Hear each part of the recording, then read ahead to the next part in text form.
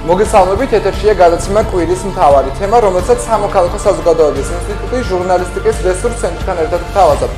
გადაცემა ნაწილია სამოქალაქო კამპანიისა, რომელიც ემსახურება საქართველოში სამოქალაქო საზოგადოების გაძლიერებას, კერძოდ კი სამოქალაქო ღირებულებების დამკვიდრებას, საზოგადოებრივი ორგანიზაციების საქმიანობის პოპულარიზაციასა და სამოქალაქო აქტივიზმის ხელშეწყობას.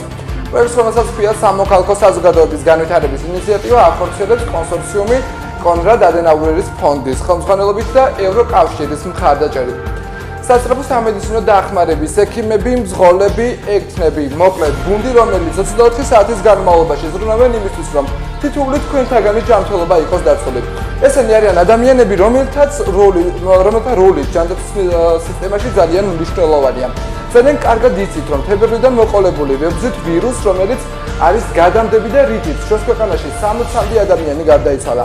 ამ დროს არიან ადამიანები, რომლებიც ყველაზე საშიში ვირუსის წინააღმდეგ განან პირველები, აკეთებენ ყველაფერს იმისთვის, რომ ჩვენ ყველა ძალიან მალე ცხოვრების ჩვეულებებს დავუბრუნდეთ. მოკლედ, ბევრი რომ აღარ გავაგზავნო, ვისარგებლებ ახლა ამ ჩემი ეთერით და თითოეულ ექიმს, ჯანდაცვის სფეროს თითოეულ წარმომადგენელს და სასწრაფო სამედიცინო ექსპერტის თითოეულ წევრს გადავუხდი მადლობას გაწეული შრომისთვის.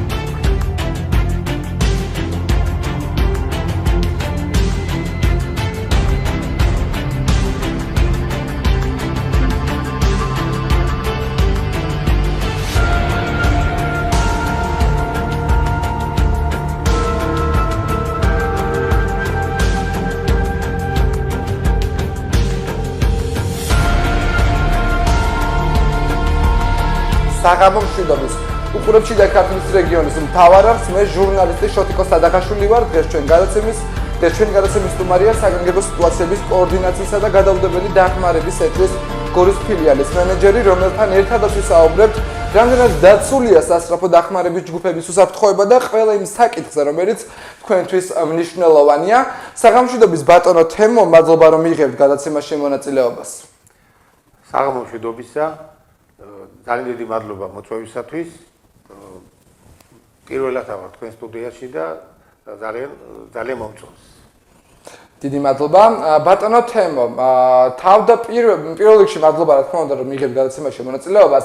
თავდაპირველად მინდა გკითხოთ, გაზრდილია თუ არა კორონავირუსის ფონზე თქვენს სამსახურში გამოძახებების რიცხვი და ძირითადად რა სახის დახმარება ესაჭიროებათ მოქალაქეებს? სასწრაფო დახმარების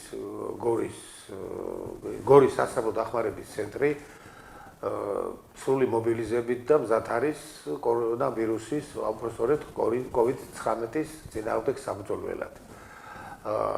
რაც შეეხება გამოძახებათა რიცხვის ზრდას, მე მინდა მოგახსენოთ, რომ თავიდან პირველად იყო მზარდა, როდესაც დაიწყო ეს შემოგვიტია კორონავირუსმა. შემდეგ შეჩერდა ეს ყველაფერი და იყო ძალიან ნაკლები გამოძახებები და ეხლა ამ ბოლო დროს იძალა და ცოტა რომ გითხრათ სიმართლე მომატებულია საგრძნობლად. რაც შეეხება თვითონ ამ პერსონალის მზადყოფნას, გამოძახებების ასე ვთქვათ, მასე ვისაუბროთ, ანუ ყველაზე მეტი გამოძახება რასთან დაკავშირებით მომარჩენებაზეც ვისაუბროთ, ყველაზე ხშირად რა გამოძახებები გაქვთ ხოლმე? დიახ, სხვადასხვა მოსახლეობა უკვე გაწუცნობიერებული, აქამდე ცოტა გვიჭირდა ურთიერთობა მოსახლეობასთან, იმიტომ რომ ძალიან ბევრი მალავდა კიდეს, თუ კი ქონდა ტემპერატურა, ქონდა წინააღმდეგობაც კი რომ გაგვეზომა ტემპერატურა და იყო ხოლმე ძალიან ხშირად პატარა კონფრონტაციებიც, მაგრამ ამ ბოლო დროს ეს თვითონ მოსახლეობის ეს ალბათ სამედიცინო ამ შიშით ხდება ეს თუ დონე მაიწია ამ ურთიერთობის და თვითონ ვირუსთან დაკავშირებით და ძირითადად გვიძახებენ, როდესაც ტემპერატურა და სხვა შორის გამოძახებათა რიცხვის კი მოიმატა, მაგრამ სამაგერთ აი პროფილაქტიკიდან გამომდინარე კვალიფიკებული არის მოსახლეობა აი ამ ჩვენი ამ ხშირად ამ ჩვენი ამ სერვისით, ასე რომ ვთქვათ. ბატონო თემო, ეხლა რამდენად გაქვთ ინფორმაცია, არ ვიცი, დაახლოებით რამდენი შეტყობინება არის შემოსული თუ ითვლით ხოლმე ამას, ან თუ გაქვთ ეხლა ამწუხის ინფორმაცია თქვენთან ტემპერატურასთან დაკავშირებით. ეხლა მე არ მინდა რომ შევცდეთ და ზუსტად ვერ მოგატოვებთ, მაგრამ ეხლა მაგალითად მარტივად გეტყვით, რომ ეხლა დილიდან ვიდრე აი ამ დრომდე 4 დადასტურებული კორონავირუსის შემთხვევა გადავიყვანეთ შესაბამის კლინიკაში. და ეხლა რაც შეეხება ეს ტემპერატურით, ესე იგი გამოძახებათა რიცხვიდან გამომდინარე უმეტესობა არ არის ტემპერატურა, მაგრამ მაინც გვეძახის, ან თუნდაც ან პატარა ხველა აქვს, ან თითქოს სისუსტეს გრძნობს და ასე შემდეგ, მაგრამ ეს არ ნიშნავს იმას, რომ ყველას აქვს კორონავირუსი. რა თქმა უნდა. აი თქვენ ახსენეთ, რომ ძალიან ხშირი არის ტემპერატურით ადამიანების მომართვიანობა თქვენთან. იმ შემთხვევაში თუ მოქალაქე რეკავს 112-ში კორონავირუსისთვის დამახასიათებელ სიმპტომებს აღწერს და ითხოვს სასწრაფო სამედიცინო დახმარების ჯგუფის ადგილზე მისვლას. რომ განუმარტოთ, ამ შემთხვევაში რა ხდება?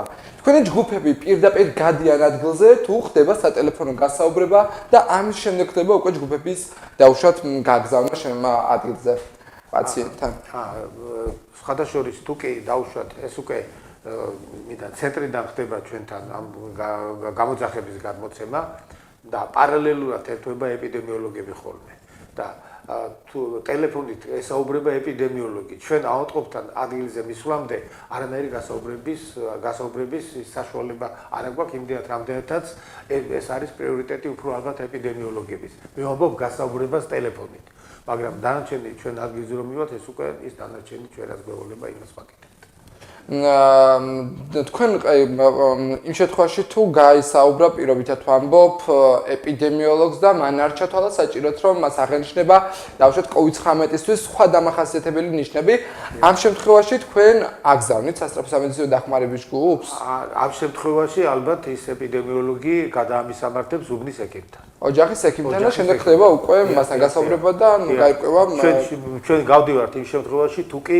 პატარა პატარა ეჭვიც კი თუ არის იმ შემთხვევაში ჩვენ უკვე გავდივართ და ახლა ლაპარაკობ იმაზე თუ კი დადასტურებულია წერა თქვენ ახსენეთ რომ აი დილიდან მოყოლებული დღემდე ამ დრომდე უпроსორად თქვენ გადაიყვანეთ დაახლოებით 4 COVID ინფიცირებული სავარაუდოდ სამხედრო ჰოსპიტალში სადაც მკურნალობენ COVID დადებითი პაციენტები როგორ ხდება მათი სამედიცინო დაწესებულებაში გადაყვანა პროტოკოლი რომ გვითხრათ როგორი არის ამ შემთხვევაში. როდესაც შემოდის გამოძახება, ჩვენი ეკიპაჟი გადის ეკიპირებით. ეკიპირება რას ნიშნავს ახლა? უпроსოდ რა შედის ეკიპირებაში? შედის ცედონის ბიოლოგიური უსაფრთხოების დასაცმელი, შედის სათვალეები, ეს სპეციალიზირებული, ასევე ნიღაბი, ხელთათმანი და ბახილი. ეს სამივე ესე იგი მძღოლს, ექიმს, ექთანს. და ეს არის უკვე თუნდაც არ იყოს დადასტურებული კორონავირუსი, როდესაც ტემპერატურა და გვეძახიან, ჩვენ ვალდებული ვართ, რომ აი ამ ეკიპირების ფორმით მივიდეთ. ეს არის პროტოკოლით. ის დანარჩენი ჩვენ რომ მივდივართ, იქ ხდება ტემპერატურის ხელმეორედ გაზომვა და თუ კი როგორც იქნება იმის მიხედვით, ვახდეთ მერე ტრანსპორტირებას, ანუ იმას ჰოსპიტალიზაციას. ეს უკვე არის მერე როგორ არის იცით? აი თუ კი დაუშვათ არის აი ეჭვითაც კი თუ არის უკვე მიყვავს სპეციალიზირებულ უბრალოდ შესაბამის კლინიკაში. ანუ ამ შემთხვევაში ალბათ ჰოსპიტალში. თქვენ ახსენეთ რომ თქვენ ვალდებულები ხართ იმ შემთხვევაში თუ დაუშვათ პაციენტს დაუფიქსირდება ტემპერატურა ან ბუნებრივია გიწევთ COVID ინფიცირებულის გადაყვანა სამედიცინო პერსონალი უნდა აღიჭროს შესაბამისი სპეცეკიპირებით. რამდენად გააჩნია რესურსი თქვენ სამსახურს ამ ეტაპზე, რომ სრულად უზრუნველყოს ყველა გამოძახება და დაახლოებით ბევრი გამოძახება გაქვთ ალბათ ასეთი და COVID ინფიცირებულის გადაყვანის შესაძლებლობაც თავისთავად. აი რამდენად გაქვთ ამისი რესურსი, თუნდაც ის სპეცეკიპირების მარაგი თუ გაქვთ საგანგებო სიტუაციების კოორდინაციისა და გადაუდებელი დახმარების ცენტრი აბსოლუტურად მზად არის და სრულიად უზრუნველყოფს მთელ საქართველოში სასწრაფო გადაუდებელი დახმარების სამსახურებს ეკიპირების სრული ფორმით. ესე იგი ხდება ძალიან ხშირად ხდება ამ შევსება აი ამ ეკიპირების ფორმებით და აქედან გამომდინარე ჩვენ ყოველთვის საკმარისი მარაგი გვაქვს და უზრუნველყოფილი ვართ აი ამ ყველაფერით. აღარ ვლაპარაკობ იმაზე, რომ იგივე ტრანსპორტის, ეხლა მით უმეტეს თქვენ იცით, რომ დავამატებ ამას ისე, რომ თქვენ იცით, რომ ტრანსპორტის ხდება ნელ-ნელა ტრანსპორტის შეცვლა ახლით და ფაქტიურად სერვისს სრულყოფილად ვაწვდით მოსახლეობას. აი რა იგულისხმება ხშირად, ანუ დაახლოებით რა პერიოდულობით ივსება თქვენი მარაგი ამ მიმართულებით? იცით როგორ არის? ესე იგი ჩვენ ხო რომ მოგდის მარაგი, რომ მოგდის ხო ეს ეკიპირების ფორმა.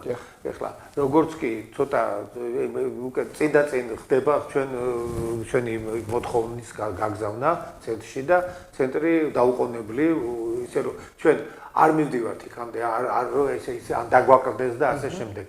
როგორც კი ჩვენ მოვითხოვთ, რამდენსაც მოვითხოვთ მარაგს, ცენტრი ყოველთვის მზად არის და იმ რაოდენობით გვიგზავნის და ისე რომ ფაქტიურად ჩვენ ყოველთვის უზრუნველყოფილი ვართ. დიახ.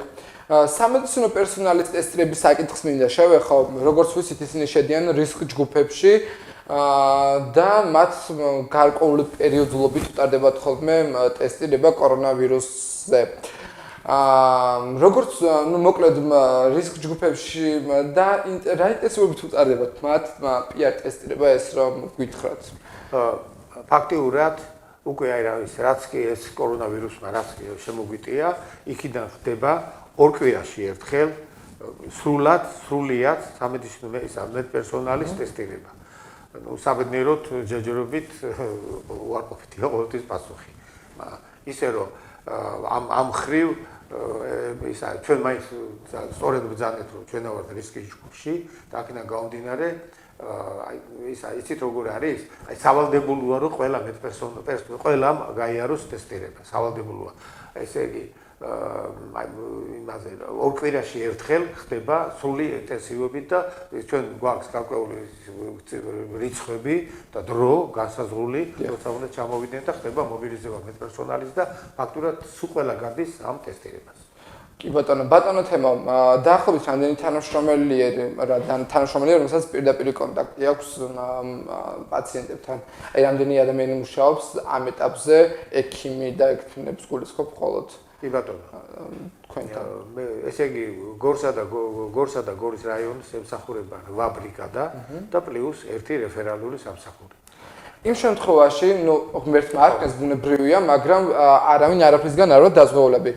იმ შემთხვევაში თუ რომელიმე თქვენს თანამშრომელს დაუდასტურდება COVID ინფექცია, რამდენად გაქვთ იმის რესურსი, რომ მართოთ ეს პროცესები, რამდენად ყავთ საკმარისი კადრი, ამიტომ გკითხეთ. ხო, კადრი საკმარისია და მაგრამ იცით რა არის? უკვე ისე ძალიან არის გათვითმობიერებული ეს მედპერსონალი იმდენად რამდენადაც ამ ყველა ნებისმიერ იმას წესებს იცავენ ძალიან კარგად. ეს არის ნიღბის ტარება, ეს არის ფარის ტარება, ეს არის ხელთათმანები და ასე შემდეგ. ისე რომ მაქსიმალური სიფრთხილეს ვიჩეთ, მაგრამ დაზღვეული არავინ არ არის, მაგრამ თუ კი იქნება ესეთი შემთხვევა, სხვა შორის უკვე ცენტრს აქვს ამის რესურსი და მე ვამბობ საგანგებო სიტუაციებისა გადაუდებელი დახმარების ცენტრის აქვს მაგის რესურსი და წინ და წინ უკვე არის იცით რამოდენიმე ის გამოყოფილი ეკიპაჟი იმის რომ მე ჩანაცვლდეს თუ კი ეს შემთხვევა მოხდება. აი ბატონო თემურ, ჩვენ ჟურნალისტებს ძალიან ხშირად გვაქვს ხოლმე ისეთი შემთხვევები, როდესაც გავდივართ გადაღებებზე, როდესაც ვამზადებთ კორონავირუსთან დაკავშირებულ საკითხებზე რეპორტაჟებს და საზოგადოების რეაქცია ხშირ შემთხვევაში არის ხოლმე საკმაოდ უარყოფითი ამ საკითხის მიმართ. ისინი ამბობენ, რომ კორონავირუსი არ არსებობს, ისინი ამბობენ, რომ იმ შემთხვევაში თუ ჩვენ მათ მივუყვანთ ერთ გვამს ბოდიშით ამ სიტყვაზე, მაგ შემთხვევაში ისინი დაიჯერებენ, რომ ეს COVID ინფექცია ნამდვილად არის. საინტერესოა ალბათ, როგორ ხვდებიან თქვენს წარმომადგენლებს გამოძახებებზე, როგორია საზოგადოების დამოკიდებულება ამ COVID-19-ის მიმართ? სხვათა შორის გეტყვით, რომ თავიდან რომ ეს თებერვლის თვიდან როცა დაიწყო ეს კორონავირუსთან დაკავშირებული ეს ყველაფერი, ცოტა ისეთი ეჭვის თვალით ვიყურებდნენ მართლა და ეჭვის თვალით და აი ამ ზუსტად ეჭვმა და აი ამ არ გაფრთხილებამ აი სადამდე მიგიყვანა და ჩვენ ახლა ვხედავთ როგორ უკვე იზალა მართლა COVID-19-მა და მაგრამ ეხლა უკვე თუ აქამდე ეჭვის თვალით ვიყურებდნენ, ეხლა აღარ, ეხლა უკვე მართლა დაიჯერეს რომ მართლა არსებობს და ფაქტიურად ეხლა ჩვენ ალბათ ციფრიც უკვე ვიცით, ხო? როგორ ესეთი ციფრი არასოდეს არ ყოფილა. და ეს სადამდე ავიდა უკვე რაღაც 400 მეტრზე და 400 ისე რომ ეს თავიდან იყო ეს, მაგრამ ეხლა ცოტა შენელდა. და ასევე იყო კონფრონტაციებშიც კი შედიოდნენ ჩვენი ექიმები და მედპერსონალი აი ამ ყოფებთან, რომ ეს გადაყვანა არაფრით არ უნდათ. არ უნდათ ჰოსპიტალიზაცია. იმიტომ რომ ეს ამბობდნენ, რომ ეხლა იცით რა არის? ადგილზე დიფერენცირება ძალიან ძნელია. ეხლა ოდესაც ჩემი ეკიპაჟი მიდის გამოძახებაზე, იქ ეხლა მართალია შეიძლება სიცხე ქონდეს, მაგრამ ეს ამას არ არის აუცილებლად და ის არ არის რომ დაუშვათ აუცილებელი რომ იმას აქვს COVID-19. მაგრამ აი დიფერენცირება არის ძალიან ძნელი და აქედან გამომდინარე, ადრე მაგიტომ იყო იცით აი ეს ურთიერთობა ცოტა ძნელი და ვერ იყო დალაგებული იმდენად რომ აი მე ეგება სხვა დაავადება მაქვს და ასე შემდეგ, მაგრამ ეხლა უკვე ძალიან გაფრთხილობს უკვე ხალხი. უკვე ფრთხილობს და ისე რომ ურთიერთობა დალაგდა, ასე რომ ვთქვათ. კი ბატონო. ბატონო თემო, აქვე მინდა შევეხოთ მუნიციპალიტეტების სოფლის, ასე ვთქვათ, ამბულატორიების საკითხს. ისინი რამდენად არიან მომზადებულები იმისთვის, რომ შეხვდნენ აი ამ გამოწვევას, რომელიც წინაშე ვდგავართ დღეს ჩვენ. მოხდა თუ არა, თუნდაც სასწრაფო დახმარების ექიმების გადამზადება, ან თავად იმ ადამიანების გადამზადება, რომლებიც მუშაობენ სოფლებში და აი მათთან ამ მხრივ რა მდგომარეობა აქვთ თუ არა საკმარისი მარაგი სპეცეკიპირების? ალბათ თქვენ იცით, რომ იანვრის თვიდან, უпростоრად გასული წლის ოქტომბრიდან მოხდა სოფლის ამბულატორიების შერწყმა აი ამ საგანგებო სიტუაციების კოორდინაციასა და გადაუდებელი დახმარების ცენტრთან. აქედან გამომდინარე, ესე იგი ის აი წელან თქვენ ბრძანეთ, ჩვენ ამ ეკიპირების ფორმებით ვართ მზად თუ არა და ეს დროულად ხდება მოწოდება თუ არა. აი ანალოგიურად ეხლა ეკიპირების ფორმა სოფლის ექიმს არ ჭირდება. იმიტომ რომ იმასთან ავატყობი რომც მივიდეს დაუშვათ ან თუ ტემპერატურა არის, აუცილებლად 112-დან გადაამისამართებს და უკვე ჩვენ ვერ ვთობით, ჩავერთვებით ხოლმე მაგ დროს. და დანარჩენი ანუ სოფლის ექიმები ტემპერატურით პაციენტებს არ იღებენ? არა, როგორ არ იღებენ, მაგრამ მე ხდება გადამისამართება და თუ კი რაღაც არის, პირველ რიგში ეს ხდება ეპიდემიოლოგებთან და ჩვენთან გადმოსამართება.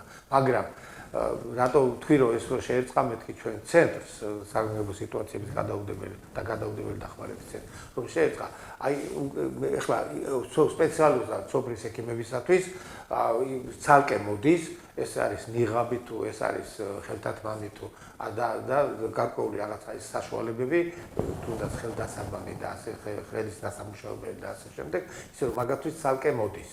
ისე რომ ისინიც არიან უზრუნველყოფილი ანალოგიურად ისე როგორც ჩვენ ცენტრის მიერ. კი ბატონო, გასაგებია, აქვე მინდა გკითხოთ ის რეკომენდაციები, რომლის დაცვაც სასიცოცხლოდ მნიშვნელოვანია. თქვენ კიდევ ერთხელ მინდა რომ მისცეთ საზოგადოებას აი ეს რეკომენდაციები, რომელიც თავიდან აგვარიდებს COVID-19-ის გავრცელებას ჩვენს მუნიციპალიტეტში და არა მარტო მუნიციპალიტეტში, საქართველოში. ეხლა ყველა ეპიდემიოლოგი ამას ამბობს და მეც იგივეს გავიმეორებ, ეხლა ახალს ვერაფერს ვერ დავამატებ. ეს არის პირბადე, ეს არის ხელთათმანი, ეს არის ხშირი ხელის ბანვა. ხშირი ხელის ბანვა. აი ეს არის თავარი და აუცილებლად გწხვენია, შეგწხვება რომ გავიკეთოთ ნიღაბი და ნიღბით ვიაროთ. მით უმეტეს მე ვამბობ დახურულ სივრცეში. დიახ. ბატონო, აქვე მინდა ჩაგეკითხოთ, მე ისე სოფლის ამბულატორიებთან დაკავშირებით, სოფლის ამბულატორიებთან დაკავშირებით რა ხდება? იქ გაიზარდა მიმართვიანობა მოქალაქეების სეზონური ვირუსებიც არის ახლა და მგონია რომ რაღაცა ყველას ვისაც ჩვეულებრივი ვირუსი შეხვდება მიდის ექიმთან, იმიტომ რომ გონია რომ შესაძლოა ეს იყოს არა თუ დავშვათ ჩვეულებრივი ენტეროვირუსი პირობითად, არამედ COVID-19, ხო? ძალიან ხშირია ხოლმე მსგავსი ტიპის მოსაზრებების საზოგადოებაში და მიმართვიანობა გაზრდილია თუ არა სოფლის ისა მიმართვიანობა აუცილებლად იქაც არის გაზრდილი, მაგრამ მოსახლეობა იცით როგორ არის ახლა თვითონ როდესაც თვითონ ეპიდემიოლოგები ამ რეკომენდაციას აძლევენ, ისინი ეუბნებიან რომ მცირე სიცხის შემთხვევაში დაუკავშირდით 112-ს. აქედან გამომდინარე სოფლის ექიმებს როგორ არ აქვს ძალიან დიდი ბევრი საქმე აქ და ძალიან დიდი საქმესაც აკეთებენ, მაგრამ ძირითადად 112-ს უკავშირდებიან და ძირითადად სიცხის დროს ჩვენ ვერთვებით. ისე რომ სოფლის ექიმთან განა არ მიდიან, მაგრამ უფრო რომ შევხედოთ პროცენტულად და ისედაც რეკომენდაციას აძლევენ რომ დაუკავშირდით 112-ს. ან უბნის ექიმს. თუმცა 112 ხო ისე ოჯახის ექიმთან უნდა გადაამისამართოს, თუ არის ამ შემთხვევაში აბა რა ხდება? 112 უბნის ექიმთან იცით რა არის? 112 უბნის ექიმთან არა, 112 შეიძლება ეპიდემიოლოგთან გადაამისავროს და მე ეპიდემიოლოგები რო საერთოებიან, ის იმათ მიერ ხდება, მე უბნის ექიმს მიაკითხონ თუ არა, მაგრამ უმეტეს შემთხვევაში კიდევ მეორებ მაინც ჩვენ ვერთვებით და ჩვენ ვაკეთებთ ძირითადად გამოძახებებზე ზირთად მაინც ჩვენ გავდივართ, მაინც ჩვენ გვიძახებენ და მაინც ჩვენით ხდება დიფერენცირებას და გადაყვანას და ყველაფერი. ამით არ ვაკნინებ სოფლის ექიმის შრომას და პირიქით ისინი დიდ საქმეს აკეთებენ, ისე რომ დიდი მადლობა ბატონო თეიმურაზ იმისთვის რომ მიყავით დღევანდელი ჩვენი გადაცემის სტუმარი. მე კი ჩვენს მაყურებელს შევახსენებ რომ ჩვენ საუბრობდით სასწრაფო სამედიცინო დახმარების ჯგუფების მუშაობასთან დაკავშირებით კორონავირუსის პანდემიის პირობებში და ჩვენ გადაცემის მეორე ბლოკში ვნახავთ და შემოგვიერთდება ლაშა შალამბერიძე, ვაშლის რეალიზაციის საკოორდინაციო შტაბის ხელმძღვანელი, რომელთან ერთადაც ვისაუბრებთ ყველა იმ მნიშვნელოვან საკითხზე, რომელიც საინტერესებთ ფერმერებს ვაშლის რეალიზაციასთან დაკავშირებით. იქამდე კი ვნახოთ მაკა კოჭრამაზაშვილისა და მამუკა მერებაშვილის მიერ მომზადებული რეპორტაჟი. კეთინო ქარელიშვილმა ვაშლის კრეფის სეზონი ამბაღში გოლდენის ჯიშით გახსნა. ამბობს, რომ მოგვიანებით კეხურა ვაშლი დატკბება და მომდევნო 2 თვის განმავლობაში მოსავლის დაბინავებასა და ჩაბარებაზე უნდა იზრუნოს. მას შემდეგ, რაც კორონავირუსის პანდემიის გამო ქვეყანაში შექმნილი ეკონომიკური კრიზისის დასაძლევად ანტიკრიზისული გეგმის ფარგლებში არასტანდარტული ვაშლის ჩაბარების ფასის სუბსიდირება სახელმწიფომ საკუთარ თავზე აიღო, ქარელიშვილების ოჯახი თვლის, რომ ფერმერებს შრომა მეტნაკლებად დაუფასდათ. ვაშლის მოვლა ძალიან ძვირია. ძვირი ჯდება, იმდენს ვერც ვიღებთ, რაც ჯდება. რამდენჯერ შეწამლება ბაღი. და მაინც ჭიანი ურევია ისევ. წვალებით და რა ვიცი, მაინც არა უშავს ახლა მაგ 22-ს. 2 ლარი რო იყოს ახლა იაშიკი, უფრო ცუდი იქნებოდა. ამდენი ნაქარია. წინა წლებთან მოსავალიც არ იყო და გინდა 70 ყოფილიყო, მაინც არ გამოვიდოდა არაფერი და ეხლა იგი არის მოსავალი და ჩაბარებაც არა უშავრა. კარგი არის. 30 მაინც არა უშავრა. არასტანდარტული ვაშლის ფასის სახელმწიფოს მხრიდან სუბსიდირება მომგებიანი აღმოჩნდა საწარმოებისთვისაც, რადგან ფერმერებისათვის წინა წლებთან შედარებით მაღალი ფასის გადახდა უწევთ, ვაშლის ჩაბარების მსურველი გაცილებით მეტია. კომპანია გულას დირექტორი ვანო გოგლიძე ამბობს, რომ სუბსიდირების ფარგლებში უკვე 1 თვეა საწარმო შეუფერხებლად იბარებს მოსავალს გლეხებისაგან და საერთო ჯამში 6000 ტონაზე მეტი ვაშლის გადამუშავება მოხდა. დაახლოებით გადამუშავებულია 13000 ტონა ვაშლი. აქედან ჩვენ კომპანიას გადამუშავებული აქვს 6000-6500 ტონა ვაშლი. პროცესი მიდის ნორმალურ რეჟიმში. არ არის დიდი რიგები, ეთყობა რომ შემოდის ვაშლი და გადის ესევე გადამუშავებაზე. მოსახლეობაც კმაყოფილია, თავის დროზე იღებენ თანხას პირდაპირ 22 წლის ფასია, რაც მისცა გლეხებს საშუალება, რომ აქტიურად მოაგროვონ ეს ვაშლი და ჩამოიტანონ. ამიტომ წარმოებაც მუშაობს და ას გლეხებს აქვს დიდი პრობლემები არც ჩაბარებაზე, არც თანხის აღებაზე. იმისათვის, რომ სახელმწიფოს მხრიდან ვაშლის გადამამუშავებელი საწარმოებისათვის ნედლეულის ფასის სუბსიდირების პროცესი შეუფერხებლად წარიმართოს, გორში უკვე ერთი თვეა შექმნილია სპეციალური საკოორდინაციო შტაბი. ჩვენთან საუბარში შტაბის წარმომადგენელი აღნიშნავს, რომ ამ დროისათვის საერთო ჯამში პროგრამის ფარგლებში 13,000 ტონამდე ნედლეულია ჩაბარებული. შტაბის ფუნქციონირება და პროგრამა ჩაირთო სექტემბრის დასაწყისში. სექტემბრის დასაწყისიდან გაიხსნა საწარმოები, რომლებმაც შეუფერხებლად დღევანდელ დღემდე მიიღეს 130,000 კილომდე ვაშლი.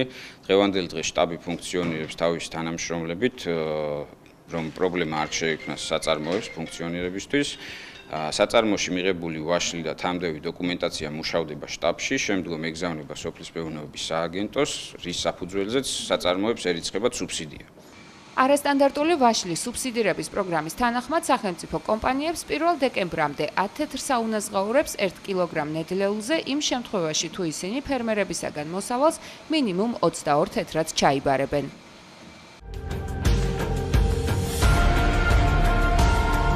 და ახლა გადავდივართ ჩვენს შემდეგ სტუმართან, რომელთან ერთადაც ვისაუბრებთ ვაშლის რეალიზაციასთან დაკავშირებით. ჩვენ დღევანდელი გადაცემის სტუმარია ლაშა შალამბერიძე, ვაშლის რეალიზაციის საკოორდინაციო საბჭოს ხელმძღვანელი და გადავდივართ სწორედ ახლა მასთან. საღამოშვიდობის ბატონო ლაშა, მადლობა რომ იღებთ გადაცემაში მონაწილეობას. საღამოშვიდობის მოგესალმებით, მივესალმებით თქვენს მოწვევებს. ბატონო ლაშა, თავდაპირველად მინდა გკითხოთ თქვენი შტაბის შესახებ. რატომ გახდა აღნიშნული შექმნის საჭიროება, რატომ დადგა უფრო სწორად და რამდენი ხანია რაც ფუნქციონირებს ვაშლის რეალიზაციის საკოორდინაციო შტაბი? სიამოვნებით, კიდევ ერთხელ მინდა აღვნიშნო, რომ ამ პანდემიის პერიოდში ძალიან მნიშვნელოვანი იყო ის, რომ ფერმერებს შესაძლებლობა ჰქონდათ, რომ თავიანთი მოსავლის აღების დროს არ ჰქონდათ პრობლემათ, ესე ვთქვათ, რეალიზაციასთან დაკავშირებით. მინდა გითხრათ, რომ სოფლიოში ძალიან დიდი მოსავალია ვაშლის და მithumetes ამ პანდემიის პერიოდში საჭიროებდა ფერმერების გვერდში დგომა, რის შემდეგაც სახელმწიფო მიიღო გადაწყვეტილება, რომ დაესუბსიდირებინა 10 თეთრით 1 კილოგრამზე ვაშლის არასტანდარტულ ვაშლის 1 კილოგრამზე 10 თეთრით. მე მარტივად რომ გითხრათ, ეს არის საწარმო, რომელიც იბარებს არასტანდარტულ ვაშლს და ჭირდება გადამუშავებისთვის. თუ ის გადაუხდეს ფერმერს 22 თეთრს, ჩვენ 22 თეთრიდან 10 უშუალოდ შტაბის მუშაობის შესახებ რო გითხრათ, ანუ როდის შეიქმნა ეს შტაბი, რამდენი ხანია რაც ფუნქციონირებს და აი როგორ არის გადანაწილებული რას აკეთებთ? ამ ეტაპზე ამაზე ვისაუბრებთ. სიამოვნებით, მართვის ცენტრი ესე ვთქვათ, შტაბი შეიქმნა 7 სექტემბერს, როდესაც დაიწყო ვაშლის ჩაბარება. ჩვენი წარმომადგენლები, განთავსებულები არიან საწარმოებში და მინდა გითხრათ, რომ ამ ეტაპისთვის 11 საწარმოა ჩართული ამ პროექტში, 9-ში და ხალხში დანარჩენი კახეთში. მნიშვნელოვანია, რომ ამ შტაბში, ამ საწარმოებში წარმომადგენლები არიან ჩვენი თანამშრომლები, ექსტენსიის თანამშრომლები, რომლის საწარმოს წარმომადგენელთან ერთად ადგილზე იბარებენ ვაშლს.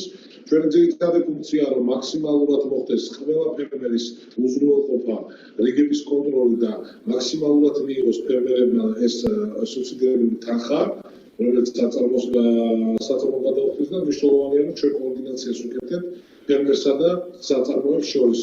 ფაქტურად ვაკონტროლებთ ყველა ვაშლის შემოტანას საწარმოებში და ასევე ვაკონტროლებთ, რომ საწარმო დროულად გადაუხადოს 22 თეთრი, მინიმუმ 22 თეთრი ფერმერებს, ჩვენ ფერმერებს. კი ბატონო, რამდენი თანამშრომელი არის დაასაქმებული უშუალოდ ამ მიმართულებაზე, რამდენი ადამიანი არის ამ შტაბში და საიდან არიან ჩართულები ძირითადად ისინი? სოფლის მეურნეობის სამინისტროს წარმომადგენლები არიან?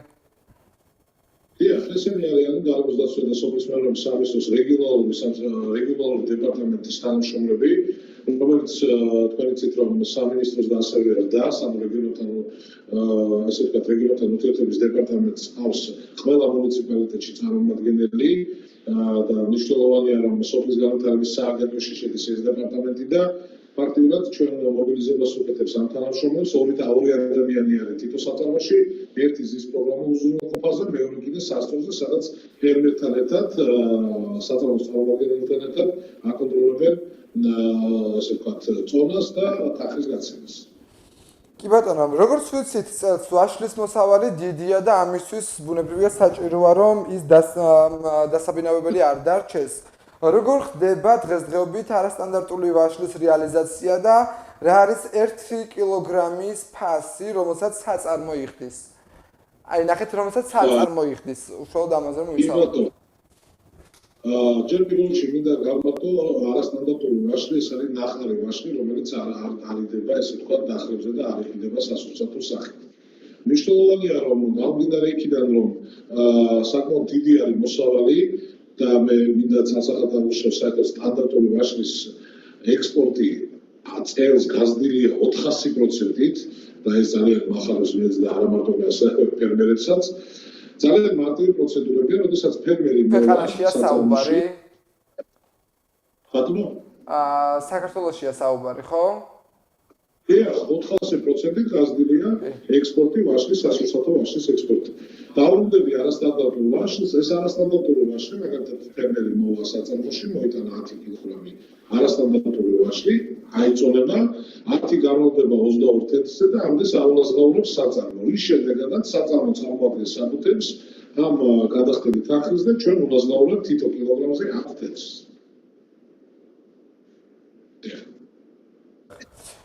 კი ბატონო, უშუალოდ შიდა ქართლში ხომ არ გაქვთ ინფორმაცია დაახლოებით რამდენად არის გაზრდილი ვაშლის, ასე ვთქვათ, მოსავალი? რა თქმა უნდა. ძალიან ცუდი ხარისხით ტექნიკურად არის ბოდიშით ბატონო ლაშა ტექნიკურად არის რაღაც ხარვეზი აშკარა ძალიან ცუდად ჩანს თქვენი გამოსახულება ეკრანზე. აჰა, სამწუხაროდ.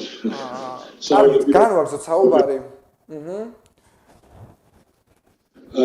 მე შემიძლია გითხრათ, რომ დღესდღეობით გადამუშავებულია და საწარმოების მიერ მიღებულია 13,000 ტონაზე მეტი, ესე ვთქვათ, არასტანდარტული ვაშლი და ძალიან მნიშვნელოვანია, რომ პირდაპირ ციფრებზე რო ვთქვათ, თუ რამდენი თანხა შევიდა ჩვენ ფერმერებთან, ეს არის დაახლოებით 3 მილიონ ლარზე მეტი ამ ეტაპისთვის. ძირითადი მოსავლენობას ჩვენ ველოდებით 40,000 ტონას არასტანდარტული ვაშლის, ბუნებრივია გაგრძელდება სადამ საჭიროა, ნუ დეკემბრამდე მინიმუმ გაგრძელდება, რომ ყველა ფერმერმა შეძლოს და ჩააბაროს არასტანდარტული ვაშლის საწარმოებში.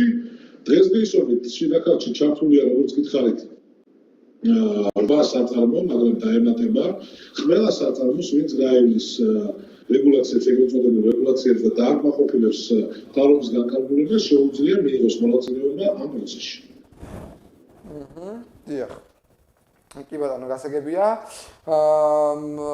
წინა წლის მოსავალსაც შეეხება დაახლოებით რამდენით არის გაზრდილი ჩვენს რეგიონში ეს შეიძლება გითხარით, უბრალოდ ვერ გავიგე. იცით რა არის, საერთოდ მარტო შიდა რეგიონში მთლიანად მსოფლიოში გაზრდილია ვაშლის. და გამომდინარე იქიდან, რომ ჩვენ დაგვეჭირა ფასი და ასევე დავხმარებოდით ფერმერებს ამ პანდემიის დროს, მნიშვნელოვანი იყო სახელმწიფოს გადაწყვეტილება, რომ დახმარებოდა ფერმერებს, რათა მიიღოთ მათთვის მისაღებ თანხაში არასტანდარტული ვაშლის ფასი და 22 თეთრი ამ შემთხვევაში არის ნორმალური ფასი, კარგი ფასი, რომელიც კმაყოფილია როგორც ფერმერი და რა თქმა უნდა კმაყოფილია საწარმოები, იმიტომ რომ ჩვენ მათ 10 თეთრს უსუბსიდირებთ. აქვე მინდა აღნიშნო, რომ საწარმოები ამას ამუშავებენ როგორც კონცენტრატს ვაშლის და შემდეგ ეს კონცენტრატი გადის ექსპორტში. ექსპორტზე უკვე სხვადასხვა ქვეყანაში. წეღა თქვენ დასაწყისში აღწერეთ, რომ სახელმწიფო სუბსიდირების სახით, ნუ ეხმარება 10 თეთრით, ასე რომ ვთქვათ, ამაზე მინდა ვისაუბროთ, როგორ ნაწილდება ეს თანხა, ვინ იღებს სახელმწიფოს მიერ გაცემულ დახმარებას და ეს როგორ აისახება იმ ოჯახებზე, რომლებიც არასტანდარტულ ვაშლს აბარებენ სოფლებში, დავუშვათ კერძო პირებს. ჩვენ ვიცით მუნიციპალიტეტის სოფლებიდან, რომ ერთი ტომარა მეორადი ვაშლის ღირებულება 4 ლარი და 50 თეთრი ღირს. 4 ლარი და 50 თეთრი არის ჩაბარების ფასი ჩვენ საწარმოში, ნებისმიერ საწარმოში, რომელიც რეგისტრირდება, უნდა გადაუხადოს 22 თეთრი ფერმერს.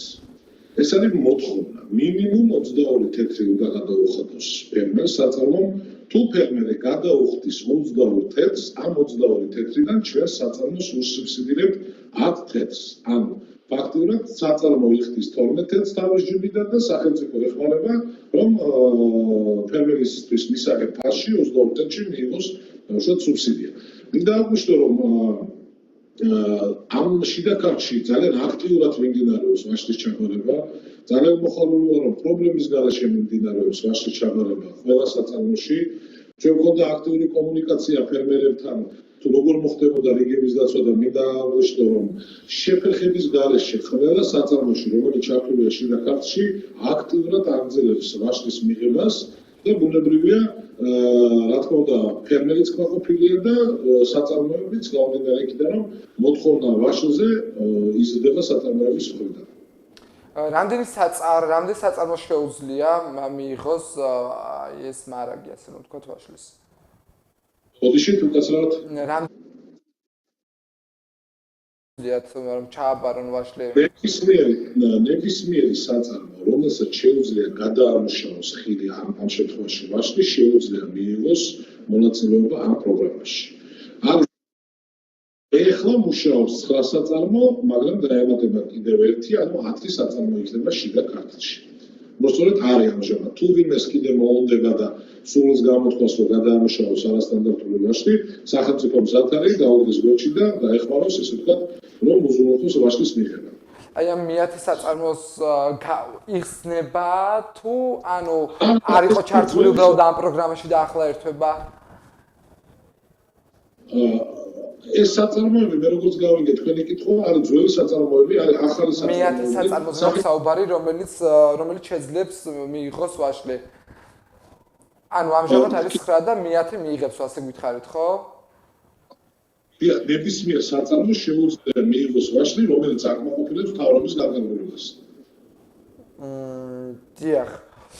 კი ბატონო, გასაგებია, რამდენად აუდის, ასე რომ ვთქვათ, რამდენად დიდი არის აი ამ ვაშლის მარაგი, წერა თქვით, რომ საკმაოდ დიდი მოსავალი არის წინა წლებთან შედარებით, რამდენად აუდის აი ეს ასე ვთქვათ საწარმოები ვაშლის მიღებას და ხომ არ არის რაიმე ტიპის შეფერხებები?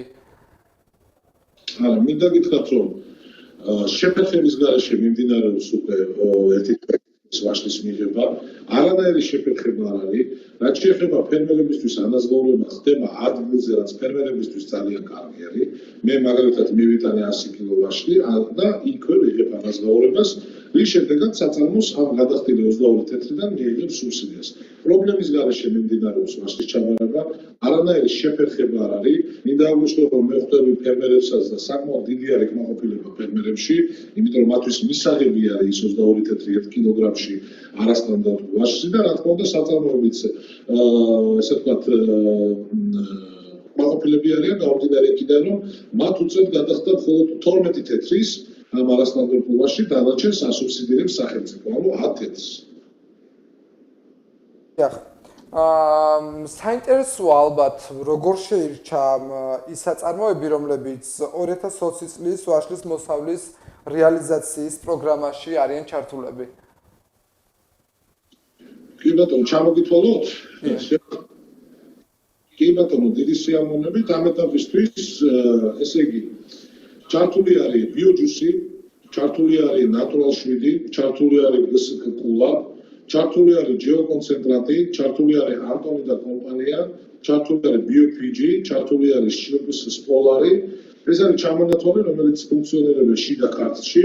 აქ კახეთშიც არის საწარმოები, ეს ალბათ შიდა ქართლისთვის არ იქნება ეხლა ინფორმატორული, აქედან გამომდინარე, შემიძლია გითხრათ, რომ ამ საწარმოებში შეუძლიათ ნებისმიერ ფერმერს მიიტანოს არასტანდარტული ვაშლი და ის რა მაინტერესებს, აი ეს საწარმოები, რომლებიც თქვენ ჩამოთვალეთ, რის მიხედვით შეირჩნენ და თუ არის კიდევ საწარმო შიდა ქართლის მასშტაბით, რომელიც ჯერ კიდევ არ არის ჩართული ამ პროგრამაში.